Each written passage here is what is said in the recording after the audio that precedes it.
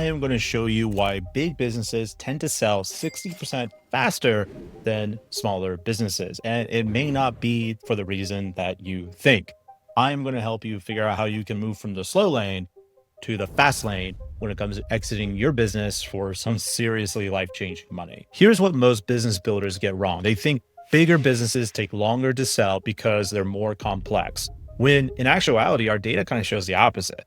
When you look at premium businesses on the Empire Flippers marketplace, which we've sold over 88 of them at this point, premium businesses over $1 million actually take about 46 days on our marketplace from the time they go live to the time that they hit pending sold. But one of those funny things about the M&A world is the bigger your business is, often it becomes easier to sell, not harder, but easier. So why is this? Why do these bigger businesses sell so much faster? And what does this mean for you as an entrepreneur that wants to go and exit your business? Well, first, let's talk about the quality of buyers. Premium businesses, they tend to attract premium buyers that have capital, they have experience, and they have decision-making authority. They don't wait for loan approvals like an SBA loan, though in certain cases they certainly do. And the reason why there's such a difference isn't because the premium buyer tends to have like a crazy amount of extra money than the other guy. Often they tend to use a smaller amount of their money. It's because they know how to structure deals that protects themselves. So the $2 million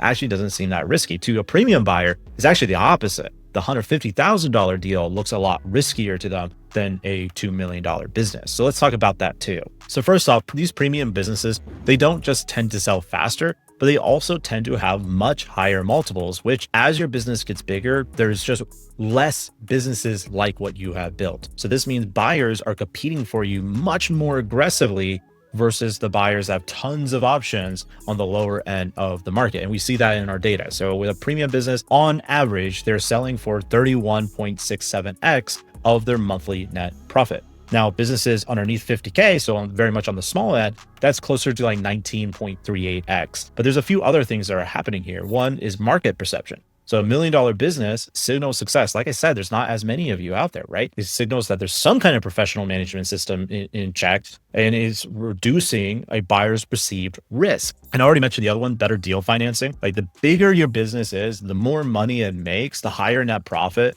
often means more opportunities for a buyer to finance the deal, where they actually sometimes use none of their own money. We had an e-commerce store a few months ago that was like that. I believe it was valued not even seven figures, like I think it was 7 or 8K, something like that. And the person did some vendor financing and acquired the business. I think he paid off over half of that price just through vendor financing. And one of the things that opens up to you, like a small $100,000 business making $3,500 a month, if you put a debt stack on it and then a bad win happens, you have very little margin to do much of anything.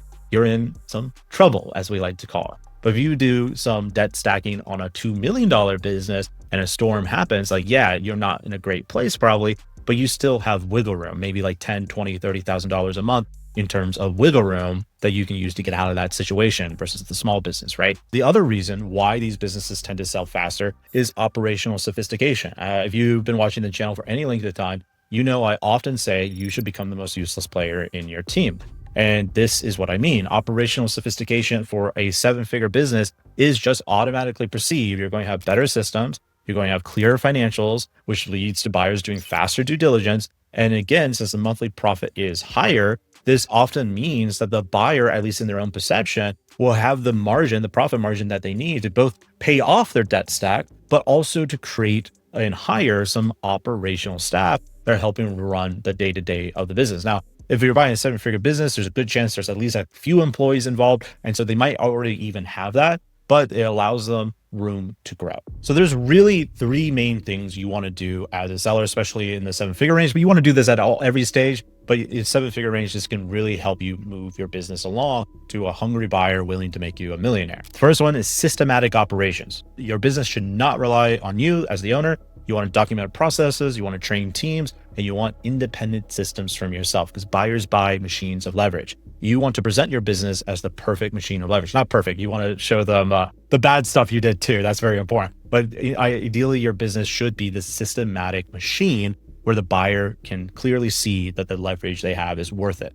And then financial transparency. You want clean books, professional reporting, and clear growth metrics with a KPI scorecard of what is actually important to your business. Now on financials, I was just talking to a friend, he makes a crazy amount of money, no accounting system. And this is a very big business. And that is a huge red flag for a buyer. So before you could even do anything, I had to tell him, hey man, you need to go spend the $8,000 in a couple months with an accountant to actually build an accounting system here for you. Because right now you just have like this random spreadsheet that's super confusing. It's going to throw every buyer off, right? Now on growth metrics with your scorecard, you really want to have one sheet, like a spreadsheet that just has the 5 to 15 most important KPIs tracked weekly, tracked quarterly, and tracked yearly, ideally, that shows how well or how bad you're doing. Now, this is important even if you don't sell the business, right? You should always have a good temperature on what's going on in the business. Now, speaking of the last thing for your buyers is growth potential.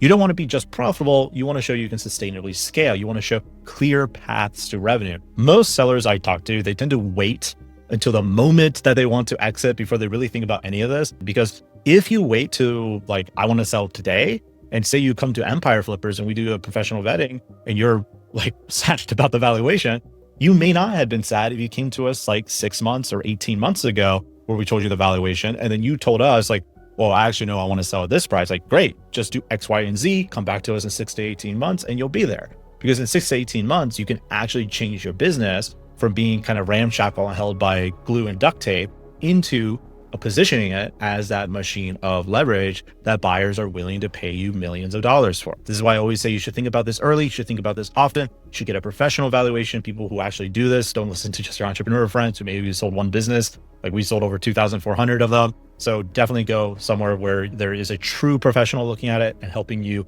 decide what your value is. So the speed of sell is the other thing you want to think about. The faster you can sell your business is often more valuable than the price. So that's my final little tidbit for you in terms of strategy. You want to have flexibility as a seller. So I see sellers often be way too rigid, just not being flexible enough.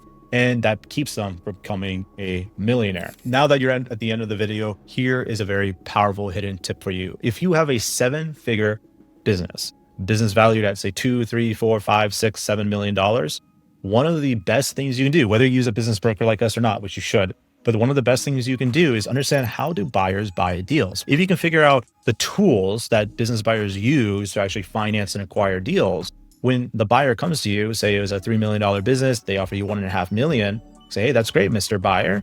But what if you also did a little bit of this type of financing that can get us from $1.5 million to $2.5 million? Now you are helping the buyer solve their own problem, which is how do I buy your business with using as little bit of money as possible of my own personal cash, right? And that gives you, say, an extra $500,000 to $800,000 at the end of negotiations that you get up front that you may not have gotten if you didn't know about the different ways buyers buy businesses. And if you want help with that, you're in luck. We've sold over 2,400 businesses. We're happy to help you sell yours. Go ahead, go to empireflippers.com/sell, and you can get a free professional vetting valuation from us. You're underneath zero obligation to sell with us, but we're happy to help you make you into the next millionaire. So talk to you soon.